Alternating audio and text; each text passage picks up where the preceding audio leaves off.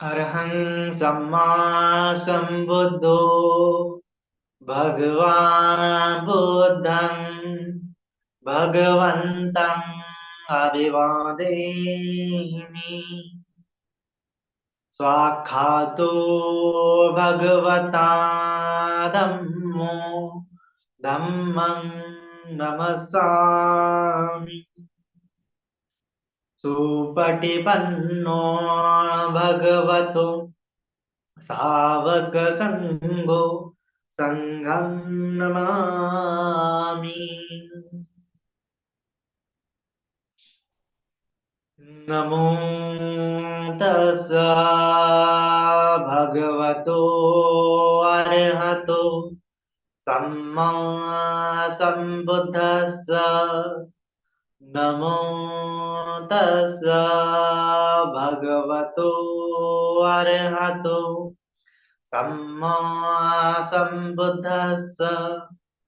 नमो तस्स भगवतो अरहतो सम्मा सम्बुद्धस्स।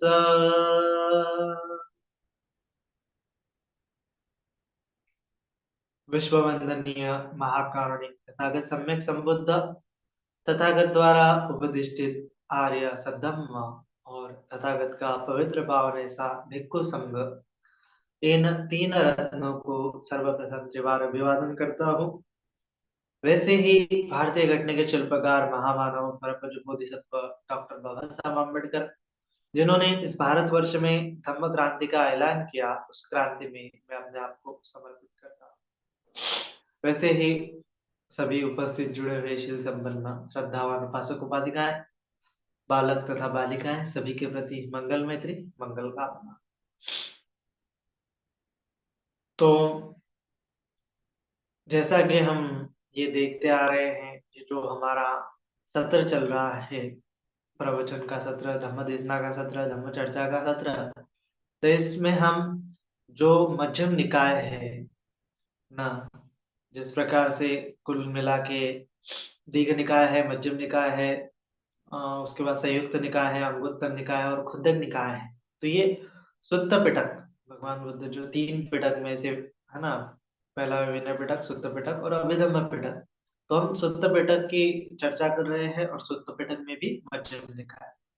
अभी पिछले बार मतलब जो हमने मध्यम निकाय में आज तक देखा है कि जो पहला वर्ग है हमारा समाप्त हो गया, संपन्न हो गया है, जिसको मूल पढ़नासक पाली,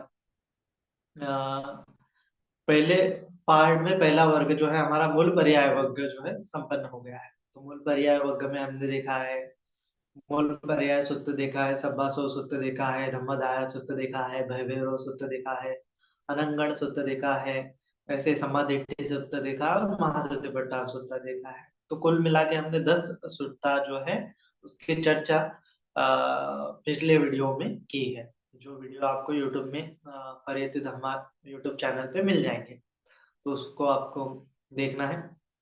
आज हम उसमें ही मूल पर्णासक पाली में मतलब पहला पार्ट है जो मध्यम निकाय का, उसमें दूसरा वर्ग है। कुल मिला के 5 वर्ग है। पहला वर्ग मूल पर्याय वर्ग जो संपन्न हो गया है।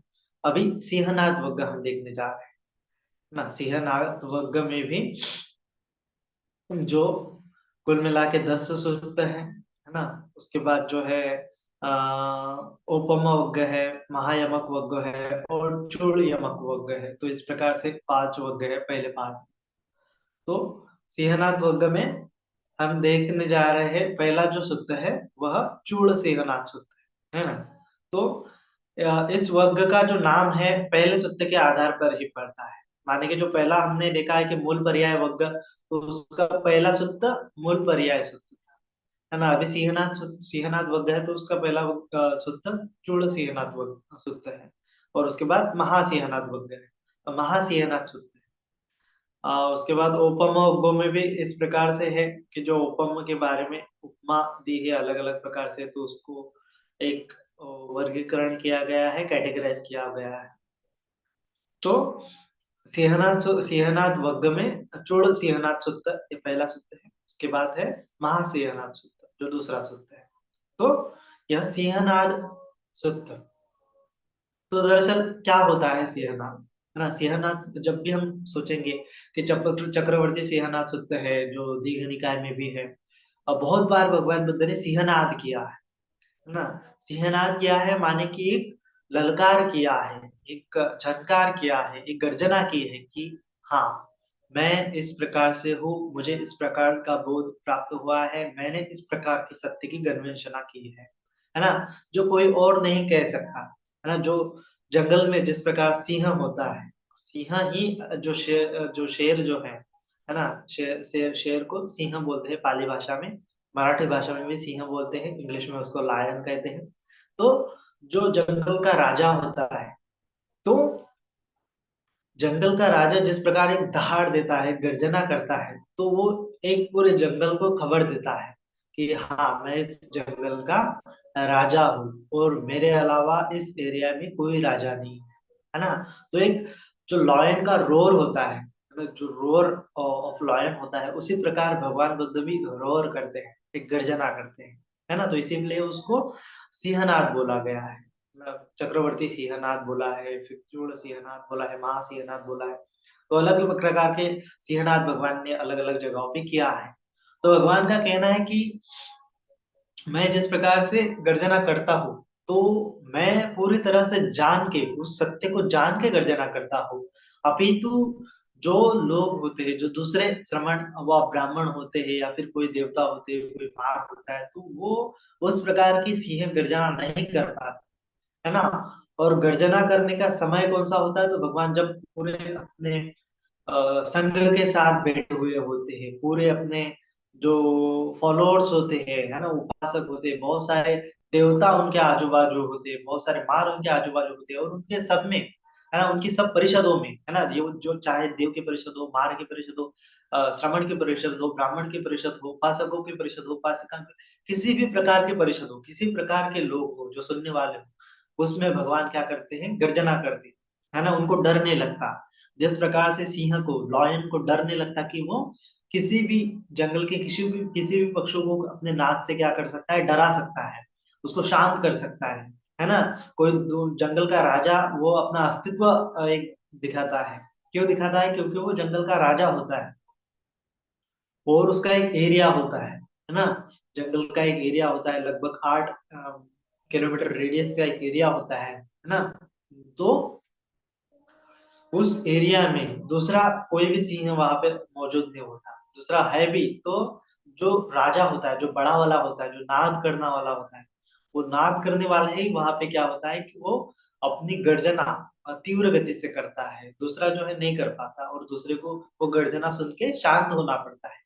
हर किसी पशु पक्षी को जो जंगल के है, वो सिंह की नाद से, है ना, लायन की रोर से डर जाते हैं, शेर की गर्जना से डर जाते हैं, और वो शेर का एक अस्तित्व क्या करते हैं, मान्य करते हैं, हाँ, आप ही हमारे राजा हो, आप ही हमें मतलब आपसे हमसे बढ़कर हो, इस प्रकार से वो एक्सेप्ट कर लेते हैं। सभी जंगल के पशु पक्षी क्या कर लेते हैं, एक्सेप्ट कर लेते हैं कि हाँ, आपका जो अस्तित्व है हमें मान्य है, तो वो डर जाते हैं, चुप जाते हैं, शेर की गर्जना सुन के छोटे छोटे पक्षी जो है भाग जाते हैं, छोटे छोटे, है ना, जानवर जो है भाग जाते हैं। या फिर दो जानवर अगर झगड़ रहे हैं, तो उस वक्त अगर लॉयन की रोर सुनाई दे, है ना, सिंह का नाद सुना दे, तो क्या हो जाता है, वो झगड़े भी बंद कर देते हैं। तो इस प्रकार से दोनों पूरे जंगल में एक सामंजस्य, पूरे पूरे जंगल में एक शांति अमन कायम रखने के लिए जो जंगल का राजा होता है, वो एक गर्जना करता है, रोर करता है, उसको ही नाद कहा गया है। तो इस प्रकार का नाद जो है भगवान भी करते हैं, भगवान बुद्ध जो है करते हैं, कई बार करते हैं। तो यह असल में नाद क्या होता है कि एक कॉन्फिडेंस, है ना, एक कॉन्फिडेंस जो है कि हाँ, मैंने इस चीज को सही तरीके से यथाभूत जान लिया है, और मैं ही इसी को परिपूर्ण तौर पे जानता हूँ, यह नाद में कर सकता हूँ, एक कॉन्फिडेंस के साथ मैं बोल सकता हूँ, है ना। और ऐसा कोई बोल नहीं सकता, दूसरा श्रमण या ब्राह्मण होता है, वो बोल नहीं सकता। क्यों नहीं बोल सकता, तो भगवान उसकी गर्विशा करते हैं कि कोई कोई जो है अपने अपने श्रमणों के साथ, अपने अपने फॉलोअर के सामने बड़े बड़े डींगे हाँक सकता है कि हाँ मैंने ये प्राप्त किया, मैंने ये प्राप्त किया, मैंने ईश्वर को जाना, मैंने आत्मा को जाना, मैंने परमात्मा को जाना। लेकिन जब गवेषणा करने की बात होती है, जब उसके डिटेलिंग बताने की बात होती है, तो वो बता नहीं पाते। तो भगवान कहते हैं क्यों नहीं बता पाते, है ना? तो इस प्रकार से क्यों नहीं बता पाते? क्योंकि भगवान कहते हैं कि उनको अभी भी वो सत्य का बोध नहीं हुआ है, वो अभी भी अज्ञान में है ना? वो केवल झूठ बोल के लोगों को फंसा रहे हैं, या फिर झूठी अनुभूति हुई है उनको, और वह दूसरों को झूठा ज्ञान बांट रहे हैं, है ना? भगवान बुद्ध के समय तक आते आते हम देखते हैं कि केवल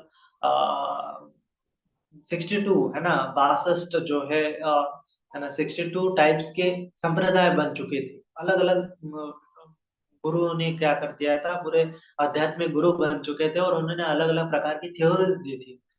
मुक्त होने का उनका अलग अलग प्रकार के क्या था, एक संप्रदाय था, है ना, जिसको उन्होंने धर्म कहा था, लेकिन वह सही मायने में धर्म नहीं है। तो केवल संप्रदाय बताए थे, अलग अलग प्रकार के संप्रदाय होते थे, अलग अलग प्रकार के मत मान्यताएं होती थी। तो जो मत मान्यता देने वाला होता है ना, जैसे संजय बेलाटी पुत्र है, निगंठनाथ पुत्र है, तो उनके जो फॉलोअर्स होते थे, तो वो उनकी बातें मानते थे, है ना? तो मानते थे, तो जो संजय बेलाटी पुत्र है वो क्या करता था कि अपने जो फॉलोअर्स है, अपने जो मानने वाले हैं, उनको ही केवल बताता था कि हाँ मैंने इस प्रकार से ऐसा जाना है, इस प्रकार से ऐसा। लेकिन जब दूसरों के सामने आने की बारी होती है, दूसरों के साथ चर्चा करने की बारी होती है, तब वो बता नहीं पाता, तब तो उसको पसीना पसीना छूट जाता है ना? तो उसी प्रकार से जो अपने निगंडनाथ पुत्र है, वो भी अपने अपने शिष्यों को बताते थे कि हाँ मैंने इस प्रकार के, मैं सर्वज्ञ हूँ, मैं मुक्त हुआ हूँ, मुझे ऐसा करना चाहिए, वैसा करना चाहिए, और अपना एक पूरा संप्रदाय उन्होंने स्थापित कर दिया, अपना एक धर्म का संप्रदाय उन्होंने स्थापित कर दिया। किंतु वह क्या कर दिया, लोगों को झूठा, है ना, आत्मवाद का एक वहां पे झरोका उन्होंने दिखा दिया, और झूठी संकल्पना, झूठी थ्योरीज के साथ वो लोगों को बखान करते थे। जब जब भगवान बुद्ध उनके तरफ मिलने जाते थे, तो वो आगे आगे के गांव में चले जाते थे। भगवान बुद्ध से कभी नहीं मिले वो अपने जीवन में। तो क्यों नहीं मिले? क्योंकि वो डरते थे। तो डरना एक जो जो कॉन्फिडेंस का लक्षण नहीं है, है ना? अगर उन्होंने कुछ प्राप्त किया होता तो वो डरते नहीं थे, है ना? वो बोलते थे कि मैंने कैवल्य प्राप्त कर लिया, मैंने मोक्ष प्राप्त कर लिया। लेकिन भगवान कहते हैं कि ये सब झूठा है, उनको उन्होंने प्राप्त कुछ भी नहीं किया है। वह केवल लोकीय ध्यान के आधार पर, लोकीय जो अपना समाधि है उसके आधार पर कुछ तो भी उन्होंने चेतों पर दिया ज्ञान, दूसरों के मन में जान, दूसरा का मन जानने की ज्ञान उन्होंने प्राप्त कर लिया। थोड़े बहुत छोटे मोटे जो आध्यात्मिक ज्ञान होते हैं, है ना, वो उन्होंने प्राप्त कर लिए। लेकिन आध्यात्मिक ज्ञान प्राप्त होने का मतलब, है ना, रिद्धि सिद्धि प्राप्त होने का मतलब ये नहीं कि आप मुक्त हो गए, है ना? भगवान ने कहा है कि जब तक कोई व्यक्ति, है ना, दुख से मुक्त नहीं हो पाता, दुख का कारण अगर पूरी तरह से खत्म नहीं कर पाता, तब तक वो मुक्त नहीं होता, है ना? तब तक वो संसार में बंधा ही रहता है। तो इस सूत्र में भगवान ने उसी प्रकार की चर्चा की है कि अलग अलग श्रमण या ब्राह्मण होते हैं, वो क्या करते हैं कि सिंहनाद नहीं कर पाते। तो भिक्षु आपने सिंहनाद क्या करना चाहिए, ये जो चूड़ सिंहनाद है, चूड़ सिंहनाद सूत्र में भगवान ने मानेंगे, चूड़ मानेंगे छोटा, है ना, छोटा सिंहनाद, और महासिंहनाद जो दूसरा सूत्र है ना, आगे वाला सूत्र है, तो उसमें महासिंहनाद मानेंगे भगवान अपने बारे में सिंहनाद कर रहे हैं। अभी चूल सिंहनाद में क्या है कि भगवान भिक्षुओं को बता रहे हैं, जो जो श्रोतापन्न सततगामी अनागामी अरहंत है, उनको बता रहे हैं कि हाँ तुमने अगर सत्य प्राप्त किया है तो तुम क्या कर सकते हो, एक सिंहनाद कर सकते हो कि हाँ मैं मुक्त पुरुष हूँ, हाँ मैंने ब्रह्मचर्य का पूरे परिसर क्या कर लिया है, मेरा ब्रह्मचर्य सफल हो गया है। तो इस प्रकार से एक नाद कर सकते हैं कि जो कि दूसरे समण या ब्राह्मण नहीं कर पाते। तो ये चूड़ सिंहनाद सूत्र इसलिए भगवान ने बताया कि श्रमणों के लिए, अपने अपने भिक्षु संघ के लिए बताया है कि संघ में यदि भी कोई व्यक्ति श्रोतापन्न संप्रदायगामी अनागामी है, कोई अनंत है, तो कोई कोई दिव्य जो प्राप्त करता है, वो विन्यास ज्ञान प्राप्त करता है, किसी प्रकार का सत्य प्राप्त करता है ना, किसी प्रकार का ज्ञान प्राप्त कर सकता है, तो भगवान ने कहा है कि तुम क्या कर सकते हो भिक्षु, नाद कर सकते हो, सिंहनाद कर सकते हो, है ना? तो अ, किस प्रकार से भगवान ने कहा है कि अ, जो नाद करने का जो ये तरीका है किस प्रकार से होता है, किस प्रकार से होता है कि भगवान ने कहा है कि एक तो इस सूत्र में भगवान ने समझाया है कि किस प्रकार से नाद करना चाहिए, कि हमें हमें एक एक प्रकार से बताना चाहिए, है ना। जैसे एक प्रकार से बताने से काम नहीं होगा, तो हमें अलग अलग प्रकार से बताना चाहिए। हमें जो ज्ञान प्राप्त हुआ है उसको हमें कई पहलुओं से क्या होना चाहिए, आना चाहिए, तब जाके हम उसका अच्छे से नाद कर पाएंगे, सिंहनाद कर पाएंगे। अगर जो प्राप्त हुआ है हमें नहीं पता, है ना, हम क्या थ्योरी मान रहे हैं हमें नहीं पता, तो हम हमारी थ्योरी श्रेष्ठ है ऐसा कैसे कह सकते हैं, है ना।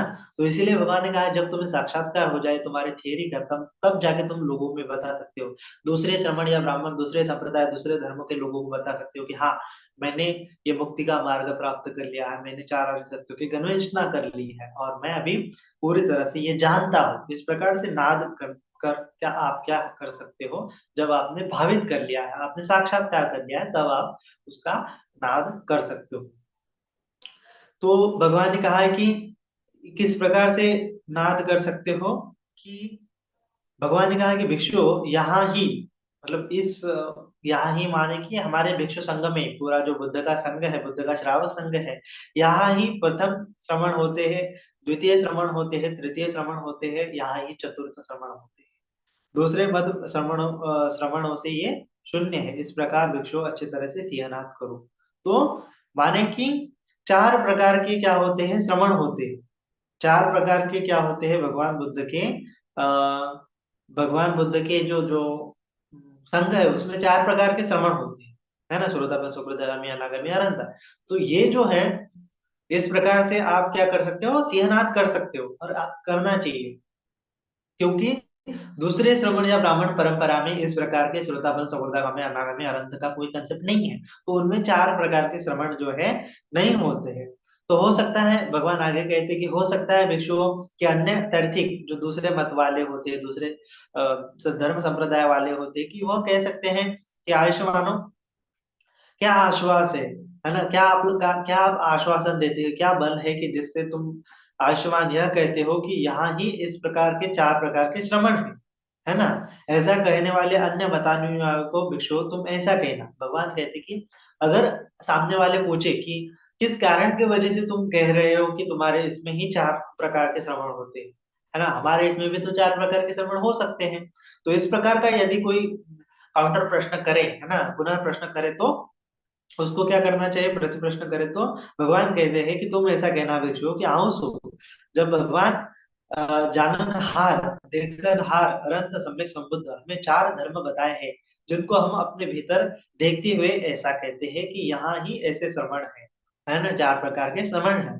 तो भगवान ने हमें चार प्रकार के उपदेश बताए हैं, चार प्रकार के धर्म बताए हैं, और जिसकी भावना हम करते हैं, जिसकी प्रैक्टिस करते हैं, और जिससे हम कह सकते हैं कि ये जो चार प्रकार है, अलग अलग प्रकार से क्या हो सकता है कि हमारे भिक्षु संघ में, हमारे श्रावण श्रवण परंपरा में चार प्रकार के श्रवण होते हैं।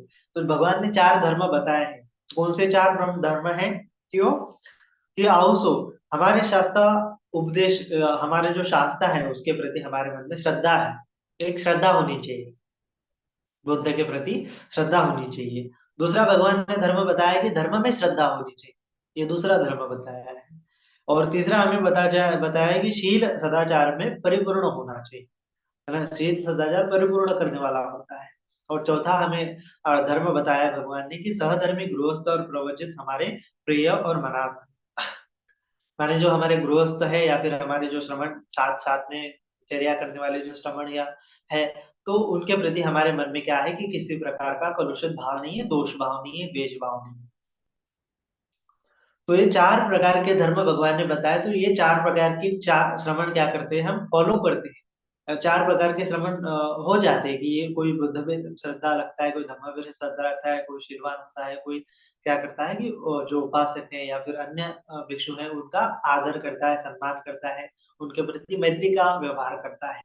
तो इस प्रकार से भगवान ने चार जो है धर्म बताए हैं।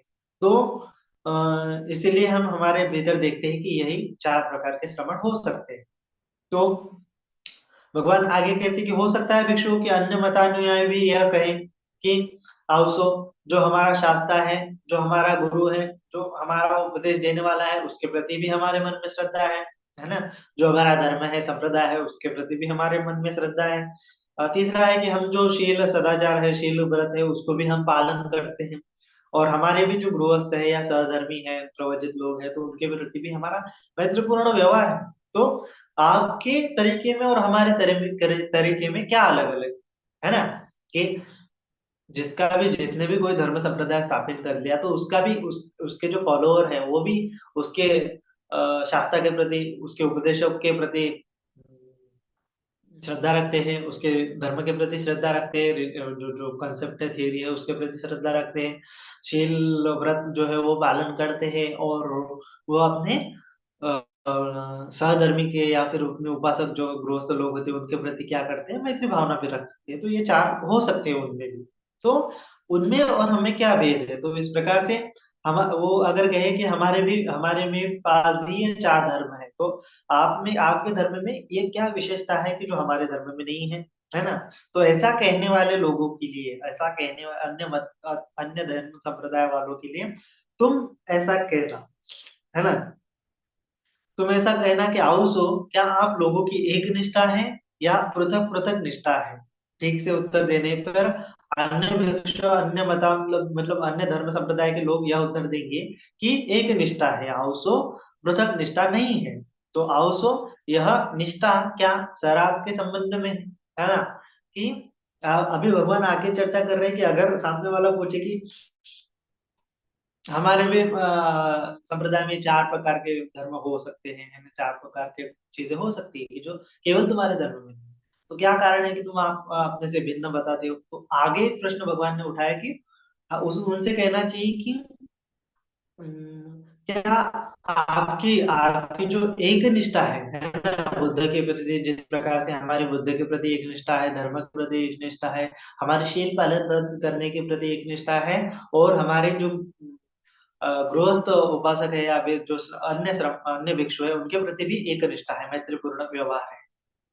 तो यह क्या एक निष्ठा है आपके संप्रदाय में भी, तो आगे वाला कह सकता है कि हाँ हमारे धर्म में भी, हमारे संप्रदाय में भी एक निष्ठा होती है, हमारे जो गुरु है उनके प्रति, धर्म उनका जो संकल्पना है उसके प्रति, और शील व्रत के प्रति, या फिर हमारे गृहस्थ लोगों के प्रति। तो फिर आगे भगवान कहते कि उनको कहना कि क्या वह निष्ठा सराग के संबंध में है या वीतराग के संबंध में। तो ठीक से उत्तर देने पर अन्य मतावलंबी कहेंगे कि वेदराग के संबंध में है वह निष्ठा, उसो सराग के संबंध में नहीं है ना। तो वो तो ठीक से उत्तर देंगे कि हाँ वेदराग है ना, वेदरागी है, हमारे अंदर कोई राग राग नहीं है, लोभ के कारण नहीं है, आसक्ति के कारण नहीं है भाई, हमारे अंदर तो वेदराग के कारण है ना, कोई आसक्ति नहीं है, है ना, तब भी क्या है, परिपूर्ण निष्ठा है। कोई कहेगा फिर आगे जाके वीत द्वेष के संबंध में है क्या, तो वो कहेंगे नहीं, वीत द्वेष के, हाँ वो कहेंगे हाँ द्वेष के संबंध में नहीं है, वीत द्वेष के संबंध में है। फिर आगे समोह के संबंध में है कि मोह के संबंध में है, तो कहेंगे समोह के संबंध में है, मोह के संबंध में नहीं है। तो इस प्रकार से सर्वतृष्णा के संबंध में है पूछे जाने पर वो कहेंगे हाँ सर्वतृष्णा के संबंध में है, नहीं है वेद तृष्णा के संबंध में।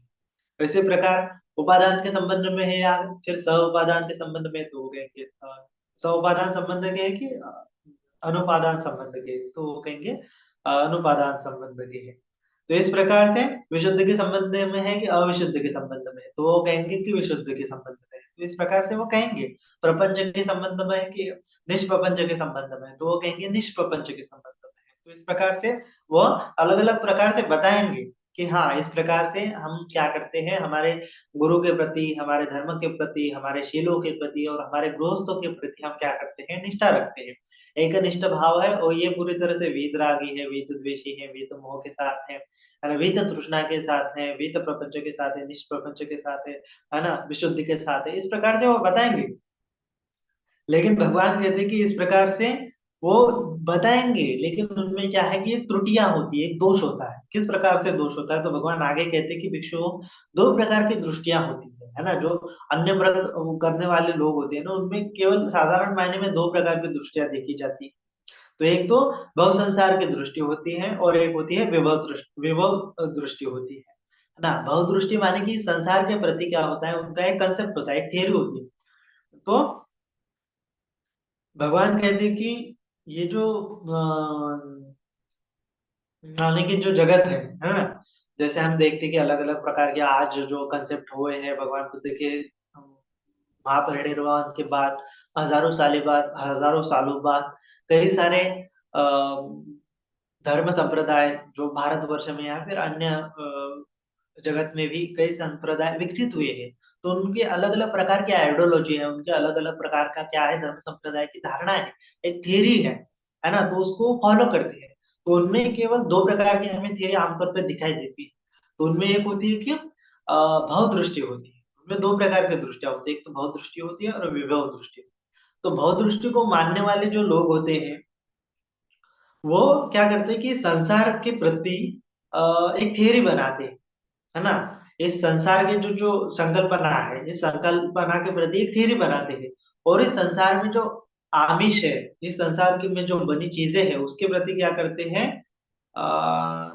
उसके प्रति वो अलग अलग प्रकार के कंसेप्ट बताते हैं, और वो इसी में उपभोग के लिए एक अपना रिलीजन क्रिएट करते हैं। जैसे भगवान के समय में भी जो 62 टाइप्स के मत संप्रदाय थे, तो उसमें भी वो जिक्र आ गया है कि जैसे जो चारवाक हमने सुना होगा, लोकायत सुना होगा, तो जो खाओ पियो मजा करो, कोई नहीं है, लोग नहीं है, परलोक नहीं है, निर्वाण नहीं है, कुछ इस प्रकार से मोक्ष नहीं है, इस प्रकार से धारणा रखने वाले होते हैं। तो वो भव दृष्टि में आते हैं। जिस प्रकार के आज के युग में हम देखेंगे, जो जो अ, ज्यादातर जो अल्लाह को मानने वाले लोग होते हैं, तो वो भी इस प्रकार की मान्यता रखते हैं कि अल्लाह ने इस सृष्टि का सृजन हमारे लिए किया है। तो हमें इस सृष्टि का क्या करना चाहिए, जो चीजें हैं उसका भोग भोगना चाहिए, अच्छे से जीवन यापन करना चाहिए। उसके परे वो कुछ मानते नहीं। उसके परे मुक्ति का उनमें कोई जो कंसेप्ट नहीं है। फिर मरने के बाद ही क्या होगा, वो अल्लाह कोई तो भी उनको मुक्ति दिलाएगा, इस प्रकार से स्वर्ग या नरक दिलाएगा। तो इस प्रकार के उनकी साधारण मरने के बाद की थियरी है ना। और जो होती है विभव दृष्टि में भी इस प्रकार का होता है कि वो कहते हैं कि हाँ, इस संसार में कुछ पड़ा नहीं है ना, वो संसार के परे जो ईश्वर है ना, आत्मा है, स्वर्ग है, नरक है, इसकी कल्पना करते हैं। इसकी कल्पना करते हुए वो इस संसार का पूरी तरह से त्याग करने से, है ना, जैसे कि जो अम, अपना अद्वैतवाद है ना, जैसे जो शंकराचार्य ने कहा है ना, ब्रह्म सत्य जगत मिथ्या। तो जगत को मिथ्या मानते हैं, और जो जो परमात्मा है, आत्मा है, उसको सत्य मानते हैं। तो ये दो प्रकार की क्या होती है, एक तो इस लोक को सत्य मानते हैं, और इस कोई कोई संप्रदाय वाले होते हैं, विभव दृष्टि वाले होते हैं कि वो इस लोक को सत्य नहीं मानते, वो इसके परे के जगत को सत्य मानते हैं। जो जो चल रहा है उसको सत्य नहीं मानते, इसके परे को सत्य मानते हैं। कुछ कुछ संप्रदाय वाले लोग होते हैं कि इस भाव को, ये जो है, उसको ही सत्य मानते हैं, उसमें ही एंजॉय लेते हैं। तो है ना, उसके परे वो कुछ सोचते नहीं, आध्यात्मिक उसमें कुछ होता नहीं। मानस के तौर पर वो परिशुद्धि है, ऐसा कुछ मानते नहीं। तो इस प्रकार से दो प्रकार की दृष्टियां होती है, भव दृष्टि, विभव दृष्टि। लेकिन जो भी श्रमण ब्राह्मण भव दृष्टि में लीन होता है, वह विभव दृष्टि को भव दृष्टि में प्राप्त, भव दृष्टि में तत्पर होता है, वह विभव दृष्टि के विरुद्ध होता है ना। जो इस जगत को सत्य मानने वाले हैं, जगत में आमिष जीतने वाले लोग हैं, वो कभी जगत के परे को सत्य नहीं मानेंगे, है ना। और या फिर जो जगत के परे सत्य है उसको खोजने के लिए दृष्टियां रखने वाले लोग हैं, वो इस जगत में कभी जो चीज चल रहा है उसको सत्य नहीं माने, है ना, इसके विरुद्ध उनकी दृष्टियां होगी। तो क्या होगा उनका, दरअसल क्या होगा, कॉन्फ्लिक्ट होगा, है ना। जो आज हम देख रहे हैं हिंदू मुस्लिम के जो झगड़े चल रहे हैं, है ना, जो अलग अलग प्रकार के धर्म के नाम पर झगड़े चल रहे हैं, क्रिश्चियनिटी के, मुस्लिम के, तो ये क्यों झगड़े चल रहे हैं?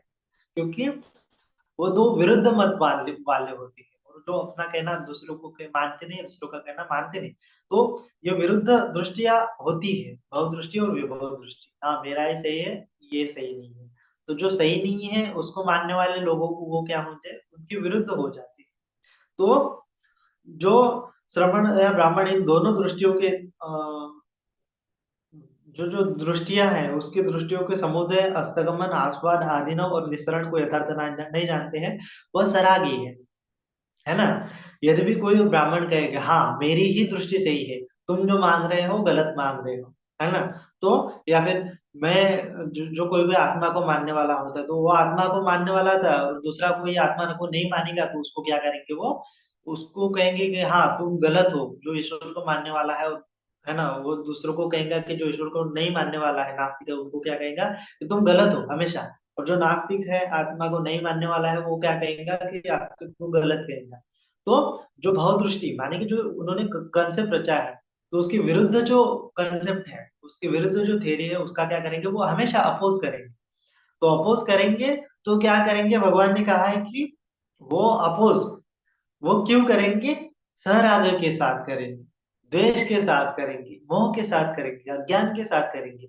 क्यों करेंगे ऐसा, है ना, है ना, उपादान के साथ करेंगे, विशुद्धि अविशुद्धि के साथ करेंगे, प्रपंच के साथ करेंगे। तो इसमें क्या होगा, वो इस प्रकार से अगर अपनी थ्योरी बनाते हैं, सर राग के कारण, द्वेष के कारण, मोह के कारण अपना कंसेप्ट को बना रहे हैं, किसी चीज को मान्यता मान रहे हैं, तो वह भगवान कहते हैं कि जाति मरण, जरा मरण, शोक परिदेव दुख उपाय से अभी तक नहीं छूटे हैं। ऐसा मैं कहता हूँ। तो जो श्रमण ब्राह्मण मानते हैं, केवल मान रहे हैं कि हाँ स्वर्ग है, नरक है, और जो लोग नहीं मान रहे उनको, वो क्या कर रहे हैं, मतलब उसका अपोज कर रहे हैं हमेशा उनकी। तो अपोज करने में क्या होता है, उनकी एक द्वेष उत्पन्न होता है। वो क्या होते हैं कि अपने मत के प्रति वो इतने आसक्त हुए कि दूसरों को सुनते भी नहीं है, है ना। जैसे दूसरों का सुनना भी उनके लिए हराम होता है। तो ये धारणा कहाँ से आती है, तो ये राग के कारण होती है, आसक्ति के कारण होती है, अज्ञान के कारण होती है, मोह के कारण होती है।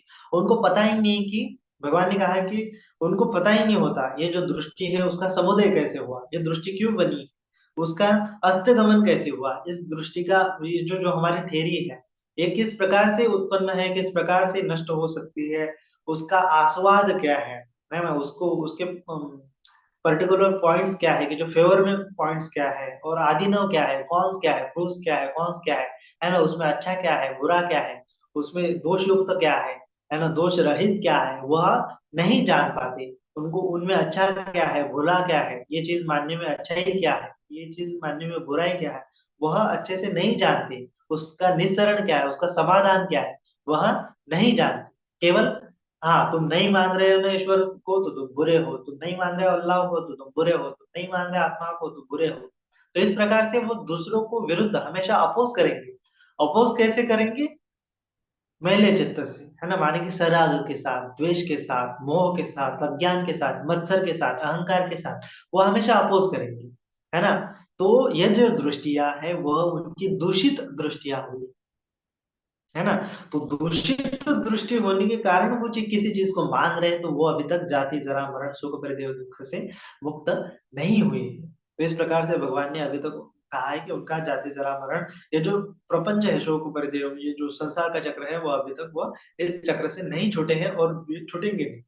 तो और भगवान कहते हैं कि मैं यह कहता हूँ कि विश्व जो श्रमण और ब्राह्मण इन दोनों दृष्टियों के समुदय को यथार्थतः जानते हैं, है ना, उसके अस्तगमन को यथार्थतः जानते हैं, उसके आस्वाद को यथार्थतः जानते हैं, उसके आदिनव को यथार्थतः जानते हैं, और उसके निस्सरण को यथार्थतः जानते हैं। तो ये भगवान ने कहा है कि जो कोई उसका जानेगा कि हाँ ये आत्मा का कंसेप्ट कैसे उत्पन्न हुआ, ये परमात्मा का कैसे कंसेप्ट उत्पन्न हुआ, ये ईश्वर का कंसेप्ट कैसे उत्पन्न हुआ, गॉड का कैसे कंसेप्ट उत्पन्न हुआ, है ना, ये किस प्रकार से इसमें अच्छी अच्छी बात है, किस प्रकार में इसमें इसमें बुरी बात है, किस कंडीशन में ये मानना चाहिए, किस कंडीशन में ये नहीं मानना चाहिए, है ना, इसका निस्सरण क्या है, इससे बाहर, इसके अलावा हम क्या कर सकते हैं, इसके अलावा कुछ है क्या। तो इस प्रकार से पूरी तरह से गवेषणा करने के बाद जो कोई जानेगा, है ना, जो कोई उसका साक्षात्कार करेगा, तब जाके क्या होगा कि साक्षात्कार करना माने यथार्थता जानने का अर्थ है यहाँ पे केवल इंटेलेक्चुअली नहीं जानने का, यथार्थता का भगवान का अर्थ है कि मतलब कि अनुभव के साथ, है ना, अनुभव के साथ यदि कोई जानेगा कि ये दृष्टियां कैसे उत्पन्न होती है ना, अलग अलग प्रकार की दृष्टियां, तो वह यथार्थता जानने से ये भव दृष्टि और विभव दृष्टि, मानने वाली दृष्टि, नहीं मानने वाली दृष्टि, इसके बीच में जो कुछ भी जान रहा है, जो जानने की जो प्रक्रिया है, तो यथार्थता होगी। तो अनुभूति के स्तर पर कोई जानेगा, हाँ ये किस प्रकार से उत्पन्न हुआ है, ये किस प्रकार से है, किस प्रकार से नहीं है। तो यह यदि भी कोई जानेगा, तो भगवान कहते हैं कि वह वीतरागी है ना, वो उसमें किसी प्रकार की आसक्ति नहीं होगी, दोष उसके मन में नहीं होगा, है ना। कोई पॉइंट आउट करेगा तो वो जानेगा कि हाँ ये लोग अहंकार के कारण, अज्ञान के कारण लड़ रहे हैं, उनको पता ही नहीं कि ये दृष्टियां कैसे उत्पन्न हुई है। तो जिसको पता है तो वो राग वित राग होगा, वित द्वेष के साथ अपनी दृष्टि बताएगा, वित मोह के साथ क्या करेगा वो, विशुद्धि के साथ वो सब चीजें जानेगा, जानेगा और दूसरों को बताएगा, तो वह जाते जरा मरण शोक परिदेव से छूट जाएगा, ऐसा भगवान कहते हैं, है ना। तो वह इस प्रकार से भगवान ने कहा है कि ये जो चार प्रकार के उपादान होते हैं, जो दृष्टियां बनती है ना अलग अलग प्रकार के संप्रदाय बनने की क्या वजह होती है, तो चार प्रकार की वजह। तो भगवान ने कहा कि ये चार उपादान होते हैं। तो उपादान के कारण क्या होता है कि वो अटैचमेंट होती है किसी चीज के प्रति, मत के प्रति भी हो सकती है, अपने संप्रदाय के प्रति भी अटैचमेंट हो सकती है, अलग अलग प्रकार के अटैचमेंट हो सकते हैं। तो ये अटैचमेंट के कारण कौन से होते हैं, मतलब चार प्रकार के अटैचमेंट होती है, वही कारण है, वही उपादान है। तो एक होता है काम उपादान, है ना, अपने काम भोगों की जो चीजें हैं उसको ही वो करते रहते, जैसे जो चारवाक होते हैं, तो वो इसी जगत को क्या करते हैं, खाओ पियो मजे करो, इस प्रकार से काम दृष्टि होती है, इस जगत के परे कुछ नहीं, मृत्यु के बाद कुछ नहीं, ऐसा वो मानते हैं, तो वो काम उपादान उसको होता है। तो काम उपादान के ढूंढने में वो चर्चा करते हैं, उनका पूरा जीवन उनकी थ्योरी जो है बनाते हैं इस प्रकार से। फिर होता है दृष्टि उपादान। दृष्टि उपादान माने कि वो किसी चीज को मानते हैं, किसी चीज को मान के चलते हैं, हाँ ये है ये नहीं है, ये ऐसा है ये ऐसा नहीं है, तो केवल मानते हैं। तो अलग अलग प्रकार की दृष्टियां बनती है, आत्मा है, परमात्मा है, ईश्वर है, ये सृष्टि ऐसी है, सृष्टि ऐसी नहीं है। तो अलग अलग प्रकार की दृष्टियां होती है, और वो दृष्टि को क्या करते हैं वो चिकट, मतलब कि जो जैसे आज जैसे देखेंगे हम, कोई हिंदू परिवार में अगर बच्चा उत्पन्न होता है तो उसको हिंदू कहते हैं, बुद्ध परिवार में उत्पन्न होता है तो बुद्धिस्ट कहते हैं, मुस्लिम परिवार में उत्पन्न हुआ तो मुस्लिम कहते हैं। तो वो जो मतलब वो जो बच्चा उत्पन्न हुआ है उसको क्या होता है कि वो बड़ा होते होते होते वो अपने धर्म संप्रदाय के प्रति वो एक पूरा उसको अटैचमेंट आ जाता है, पता नहीं क्यों अटैचमेंट आ जाता है ना। तो वह उसकी दृष्टि उपादान बन जाता है कि वो, हाँ वो तो उधर किसी ईश्वर को मानने वाले के घर में उत्पन्न हुआ है तो ईश्वर को मानेगा, ईश्वर को नहीं मानने वाले के घर में उत्पन्न हुआ है तो ईश्वर को नहीं मानेगा। तो इस प्रकार से वो दृष्टियां बनती हैं, तो दृष्टि की डेवलप होती है, तो वो बड़ा होके भी वो मानता ही है ना, ऐसा नहीं कि वो छोड़ देता है, बहुत कम लोग होते हैं कि छोड़ देते हैं आगे चल के, क्योंकि उनकी दृष्टि उपादान छूटता चला जाता है, उनको वह पता चल जाता है उसका थ्योरी कितना गलत है कितना सही है। लेकिन क्या होता है कि आमतौर पर जो क्या होता है कि उसको वो दृष्टि बनाए दे, उसको क्या होती है, अ, उसके ऊपर थोपी जाती है, उसकी धारणा जो है किसी बिलीफ सिस्टम को मानने वाले हैं तो बिलीफ सिस्टम क्या होती है वो इस सोसाइटी के द्वारा जो बच्चे के ऊपर थोपी जाती है, तो वह आगे चल के उसका दुख मुक्ति के राह पे अड़चन बन जाती है ना। तो इस प्रकार से अलग अलग प्रकार के धर्म संप्रदाय मानने वाले लोग हैं आपस में लड़ रहे हैं, है ना, आपस में अपने जो पता ही नहीं है, जो ईश्वर अल्लाह है भी नहीं है, पता ही नहीं है, फिर भी वो एक दूसरे के आपस में लड़ रहे हैं, तो उसके नाम पर क्या कर रहे हैं, लड़ रहे हैं कि हमारे धर्म में ऐसा कहा है, तुम्हारे धर्म में ऐसा कहा है, तो इस प्रकार में लड़ाइयाँ हो रही है। क्यों हो रही है, दृष्टि उपादान के कारण। तीसरा होता है शील व्रत उपादान। शील व्रत उपादान, तो जब लड़ाइयाँ हो रही तो क्या होता है कि मन में द्वेष उत्पन्न हो ही होता है, या अज्ञान होता है, अहंकार होता है, मान होता है ना, अशुद्धि होती है ना। तो इस प्रकार से अलग अलग, तो ये प्रपंच बनता है, क्यों बनता है कि ये तृष्णा के कारण ही प्रपंच बनता है, राग द्वेष मोह अहंकार के कारण, तो ये प्रपंच बनता है संसार का। तो ये प्रपंच में अगर तुम झगड़ा कर रहे हो इसका मतलब तुम संसार प्रपंच में फंसे हो और इससे मुक्त नहीं हुए। तो कोई धर्म संप्रदाय वाला व्यक्ति अगर ये कर रहा है ना, प्रपंच की बातें कर रहा है, तो वो प्रपंच में अभी तक फंसा ही है, राग द्वेष मोह के कारण, अपने अपने मान्यता के कारण। तो इस प्रकार से, और आगे होता है तीसरा शील व्रत उपादान। कोई कोई शील व्रत उपादान होता है, तो शील व्रत उपादान में कि जैसे कोई उनकी दिनचर्या होती है, किसी से धर्म संप्रदाय मानने वाले लोग होते हैं, जैसे वो हर रोज नहाते हैं, बड़ी गड़ी गाड़ी ठंडी में भी, कि हाँ हमारे इसमें क्या होता है कि भाई नहाने का एक है कि हाँ सुबह 4 बजे नहाना ही है, नहाना है। नहीं नहाया तो उसको बेचैनी आ जाती है, यार मैं नहीं नहाया नहीं नहाया नहीं नहाया, और उसके आराध्य देवत को बुरा लगेगा, ऐसा लगेगा वैसा लगेगा, है ना। और कोई कोई, तो इसको शील व्रत उपादान कहा है, कि माने कि व्रत व्रत जो होता है, व्रत वैकल्य, है ना, उपास करना, ये करना, पूजा करना, आराधना करना, तो उसी में वो लगे रहते हो, नहीं नहीं किया तो बेचैनी सी आ जाती है, है ना। किसी किसी लोगों को देखते होंगे तो वो मंदिर में जाते समय क्या करते हैं, बाहर भी दिखा कोई मंदिर तो ऐसे पैर रखते हैं, है ना, या फिर ऐसे ऐसे करते हैं। तो वह क्या है कि शील व्रत बना, आगे मंदिर दिखा उनको और उन्होंने ऐसा ऐसा नहीं किया, तो उनके मन में क्या होता है, एक बेचैनी आ जाती है। बेचैनी से आ जाती है कि मैंने मंदिर को नहीं प्रणाम नहीं किया, मैंने इस ईश्वर को प्रणाम नहीं किया, मूर्ति को। तो उनके मन में वो बेचैनी सी छा जाती है। बहुत सारे लोग होते हैं वो आगे चलते हैं, समझो रोड पे दिख गया, नहीं किया, दिखा उनको तो आगे जाते हैं और सोचते हैं कि मैंने नहीं किया, फिर से आ जाते हैं और फिर वो उसके मूर्ति को नमस्कार करते हैं और आगे चल जाते हैं। तो ये बेचैनी जो है वो एक्चुअली साइकोलॉजिकल डिसीज है ना, साइकोलॉजिकल ये मानसिक बीमारी का भी एक लक्षण है। तो वो शील व्रत में आ जाता है कि कोई काम जो है नहीं किया तो एक बेचैनी सी आ जाती है।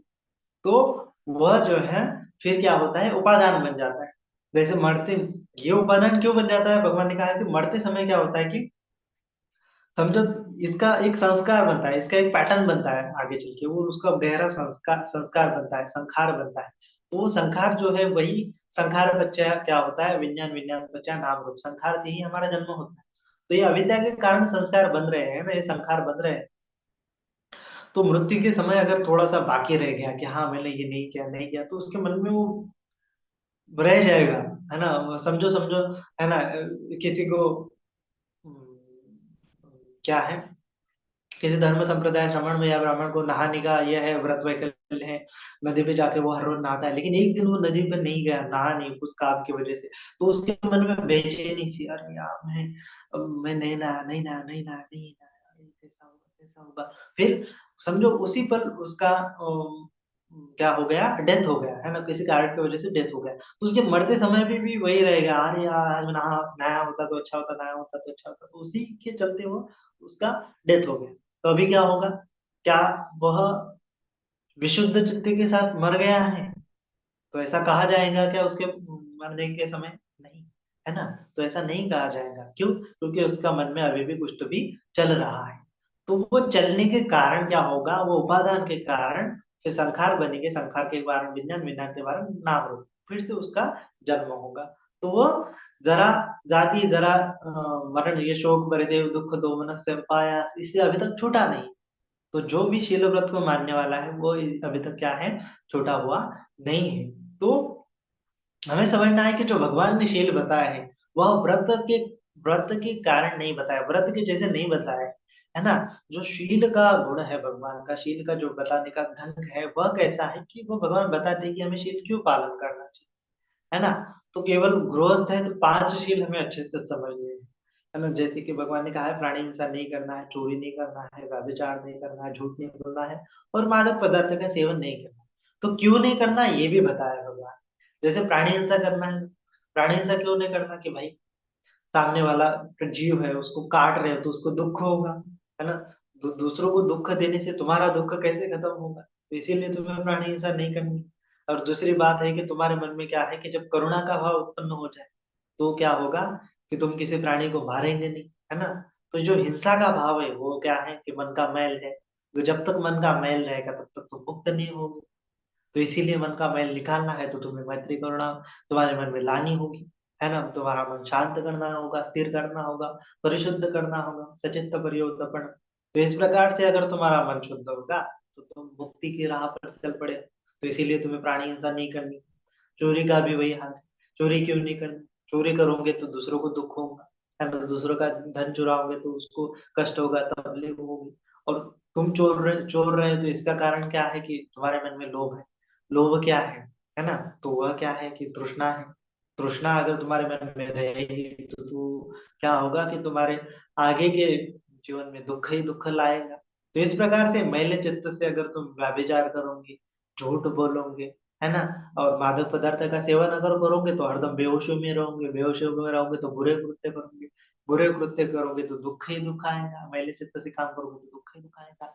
और शुद्ध चित्त से काम करोगे तो सुख ही सुख आएगा, है ना। बंगा धम्मा मनो सेट्टा मनो मैं मन साथी प्रसन्न, प्रसन्न मन से कुछ करोगे भासति वा करोति वा ततो न सुखम अन्वेति छाया व अनपाय।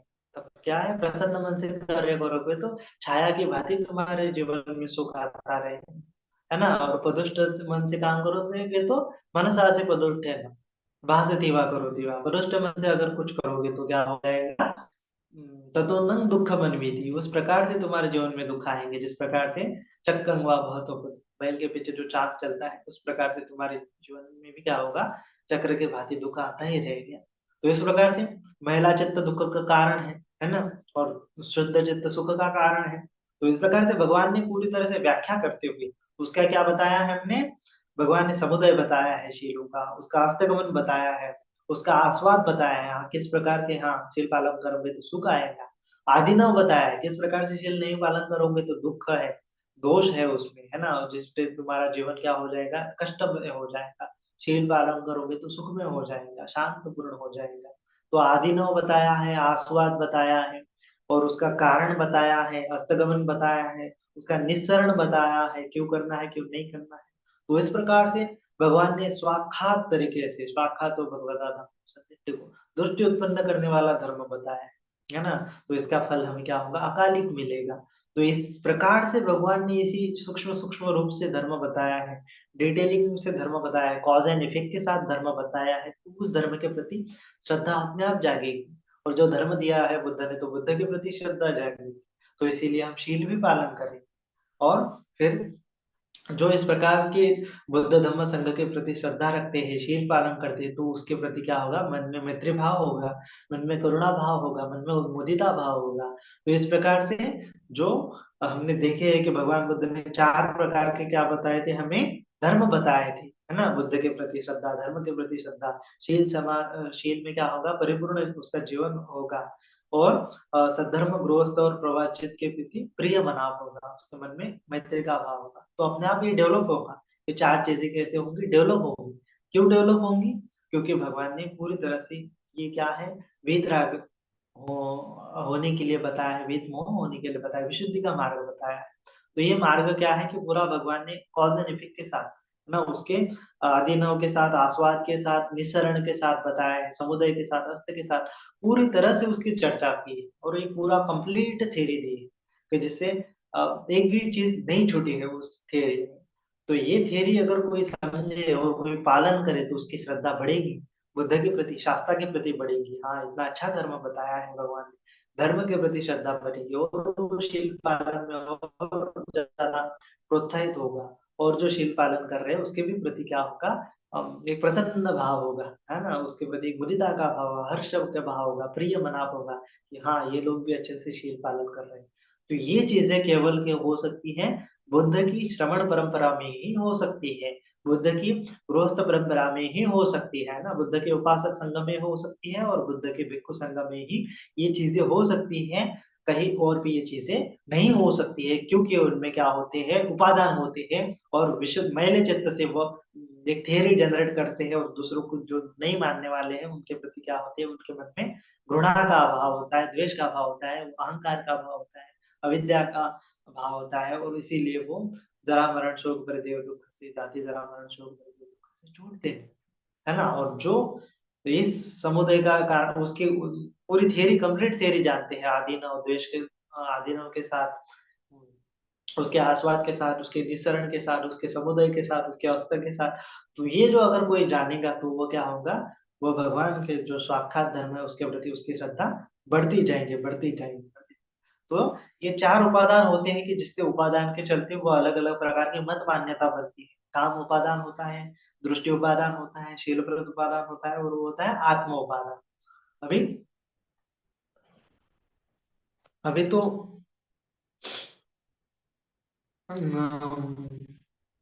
अभी तो भगवान ने कहा है कि ये जो उपादान के चलते क्या होता है कि कोई कोई जो श्रमण या ब्राह्मण है, जो सर्व उपादान परिकवादी, मतलब वो कहता है कि वो उस सारे उपादान उसने त्याग दिए हैं, है ना, वो ठीक तौर से सारे उपादान का परित्याग कर दिया है, प्रज्ञापित वो क्या कर लिया है, उसने कर दिए है। फिर भी कुछ कुछ ऐसे होते हैं श्रवण ब्राह्मण की जो काम उपादान को परित्याग कहते हैं, है ना, एक एक उपादान को परित्याग करते हैं लेकिन दूसरे को नहीं करते, है ना। माने कि कोई कोई जो है काम भोग की चीजों में नहीं पड़ते थे, है ना, उनकी दृष्टि भी साफ होती है, लेकिन क्या होता है कि वह शील व्रत में फंस जाते हैं या फिर आत्म उपादान में फंस जाते हैं। कोई कोई श्रवण या ब्राह्मण ऐसे होते हैं कि जो दृष्टि भी उनकी ठीक नहीं होती, लेकिन वो क्या होता है कि काम उपादान में नहीं फंसते, है ना, शील व्रत उपादान में नहीं फंसते हैं, आत्म उपादान में भी नहीं फंसते हैं, लेकिन क्या होती है कि उनकी दृष्टि जो है गलत होती है। जैसे कि आत्मा को नहीं मानने वाले लोग हैं, जैसे जो अपना इस्लाम है या फिर मुस्लिम है, वो आत्मा को नहीं मानते हैं, है ना, लेकिन क्या है कि उनके जो आत्म उपादान नहीं है, लेकिन उनमें शील व्रत भी है ना, काम उपादान भी उनमें शेष रह जाता है, दृष्टि उपादान तो भी रह जाता है। तो इस प्रकार से ये उपादान रहे चार प्रकार के, तो चार में से कोई ना कोई शेष रह जाता है अन्य श्रमण या ब्राह्मणों में। तो ये सभी उपादान चले गए, लेकिन क्या होता है कि आत्म उपादान रहता है। आत्म उपादान रहता है माने कि मरने के बाद वो क्या होता है कि कुछ ना कुछ मानती है ना, कुछ ना कुछ स्वर्ग मिलेगा उनको, नरक मिलेगा उनको, मुक्ति मिलेगी उनको, परमात्मा मिलेगा, ऐसा इस प्रकार से उनकी आत्म उपादान ये रहता ही है। सभी उपादान नहीं रहे तो भी आत्म उपादान रहता है। और जिसका आत्म उपादान नहीं रहता है, माने कि जो चार वाक वगैरह होते हैं वो जज्बाती होते हैं कि मरने के बाद कुछ नहीं होता, है ना, स्वर्ग नहीं, नरक नहीं, ऐसा नहीं वैसा नहीं, ईश्वर नहीं, परमात्मा नहीं। तो हाँ, क्या होते हैं फिर भी काम भोग को काम उपादान में फंस जाते हैं, दृष्टि उपादान में फंस जाते हैं, शील उपादान में नहीं फंसते। तो इस प्रकार में कोई भी श्रवण ब्राह्मण किसी किसी उपादान में फंसते हैं, किसी किसी में नहीं फंसते। उपादान भी है, वो उपादान किस वजह से उत्पन्न होते हैं। तो ये जो उपादान है, मैंने कहा कि मैले चित्त से वो दृष्टियां बनाती है, क्यों बनाते हैं कि वो तृष्णा उसमें होती है, आसक्ति उसमें होती है। एक तो उनमें उनमें क्या है कि साक्षात्कार नहीं किया होता है, फिर भी वो बोलते हैं, है ना, कि मैंने साक्षात्कार किया है, मैंने परम ज्ञान को प्राप्त किया है। लेकिन क्या है कि वो जिस प्रकार से भगवान ने अपना दीर्घ निकाय में जो ब्रह्मजाल सूत्र है उसमें बताया है कि किस प्रकार से लोग ईश्वर को मानते हैं, क्यों मानते हैं, क्यों, किस प्रकार से लोग आत्मा को मानते हैं, क्यों मानते हैं। तो उनको अलग अलग प्रकार के थोड़े बहुत अनुभव आ जाते हैं, तो वो उस अनुभव को ही आत्मा मान लेते हैं, परमात्मा मान लेते हैं, और उनकी थ्योरी बन जाती करती है।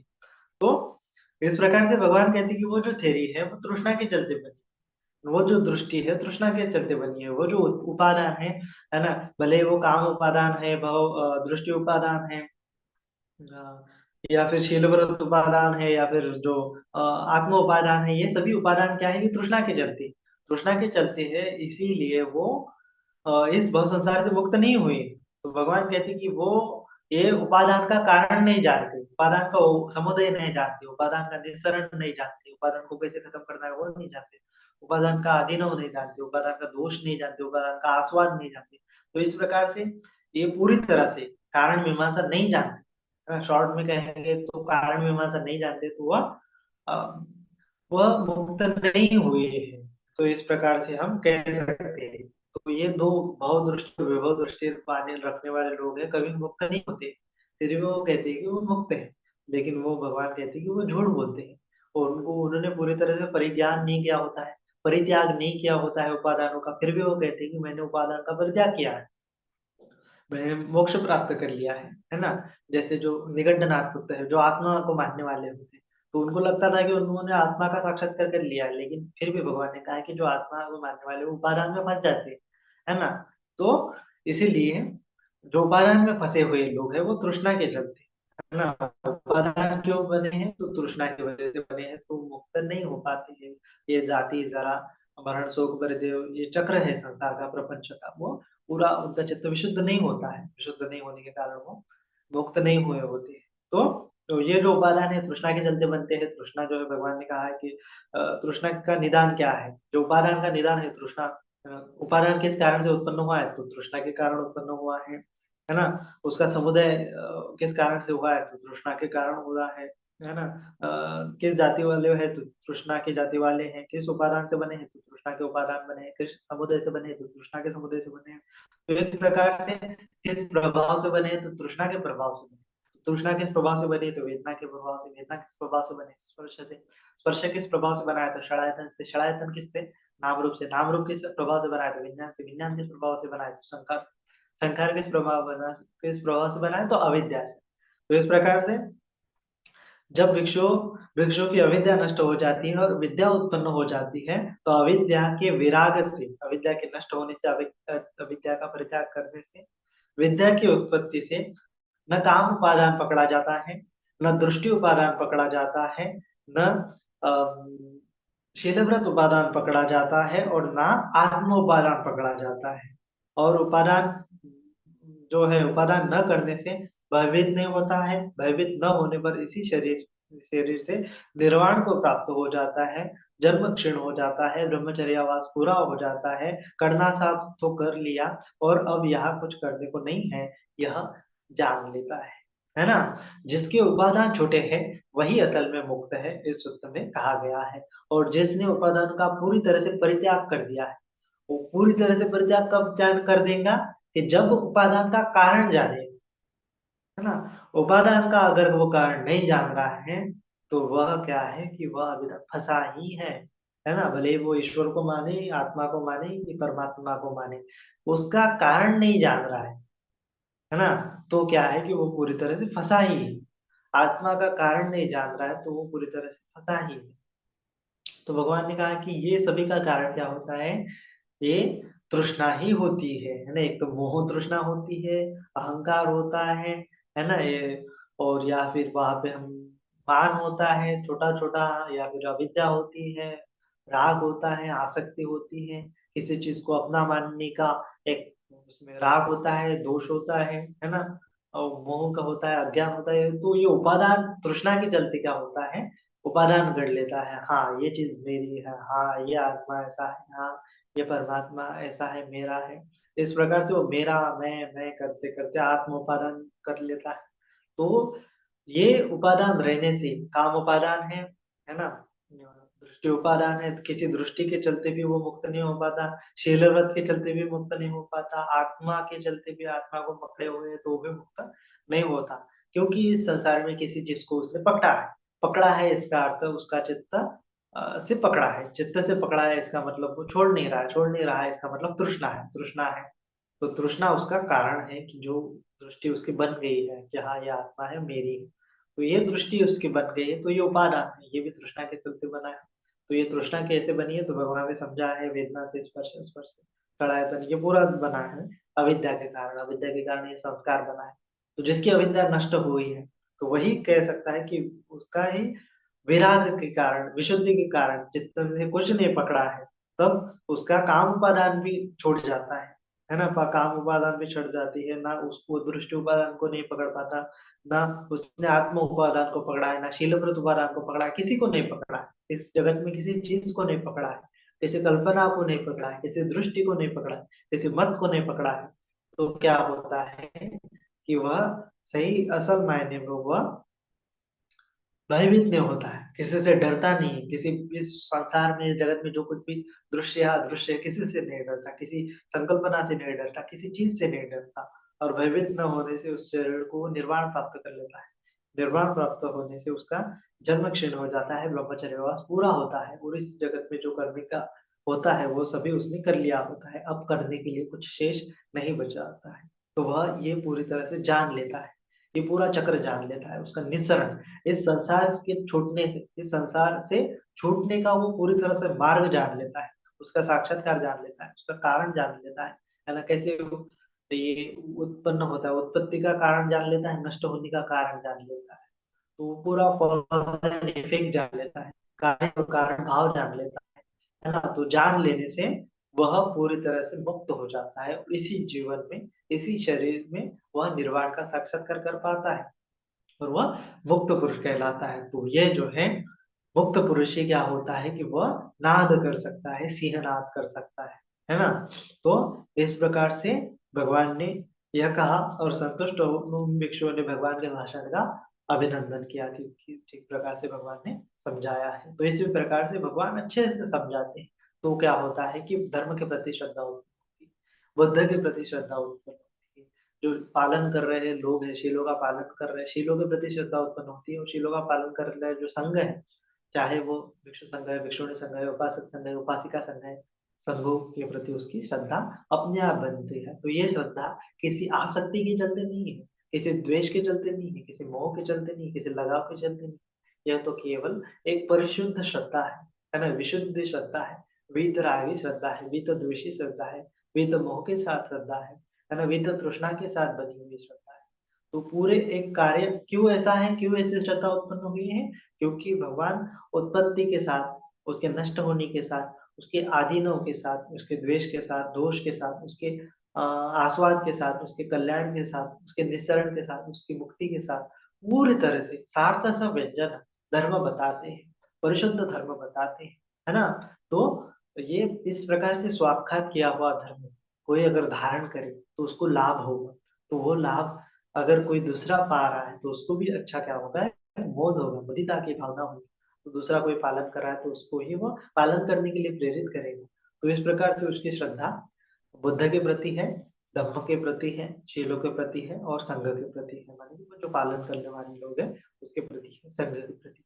तो बुद्ध के प्रति संघ श्रद्धा, धम्म के प्रति श्रद्धा और संघ के प्रति श्रद्धा और शील के प्रति श्रद्धा। तो ये 4 प्रकार के धर्म बताए हैं भगवान ने। तो ये अगर कोई धारण कर रहा है तो वह पूरी तरह से एक सिंहनाद कर सकता है ना? कि हाँ, इस प्रकार से बुद्ध ने बताया है और इस प्रकार से हम यो पालन कर रहे हैं, तो भिक्षुओं तुम सिंहनाद कर सकते हो, है ना? तो जो बुद्ध के धर्म को मानने वाले हैं वह सिंहनाद कर सकते हैं। क्यों कर सकते हैं? तो पूरा ये सूत्र हमने आज समझा लिया है। तो इस प्रकार से भगवान ने पूरी तरह से एक्सप्लेन कर ये पूरा सिद्ध चूल सिंहनाद सूत्र जो है बताया है, जो कि भिक्षुओं को उपदेश किया हुआ है जब भगवान अनाथ श्रावस्ती के अनाथ पिंडक में अनाथ पिंडक के विहार में विहार कर रहे थे, जेतवन विहार में विहार कर रहे थे। तो इस प्रकार से ये सूत्र भिक्षुओं के लिए बताया है, सिंहनाद करने के लिए उपदेश दिया है कि आप भी सिंहनाद कर सकते हो, गर्जना कर सकते हो कि भगवान ने इस प्रकार से हमें श्रद्धा रखने के लिए कहा है ना? क्यों श्रद्धा रखने के लिए कहा है तो उसका कारण पूरा बताया है। तो दूसरे धर्म संप्रदाय वाले वो कारण नहीं बता पाते। तो इस प्रकार से ये चूल सिंहनाद सूत्र है। आगे जो है महासिंहनाद सूत्र है, अगला जो सूत्र है महासिंहनाद सूत्र है। तो उस सूत्र में भगवान खुद के जो ज्ञान उन्होंने प्राप्त किया है उसके बारे में वो सिंहनाद करेंगे, इसीलिए वो महासिंहनाद उसका नाम दिया हुआ है।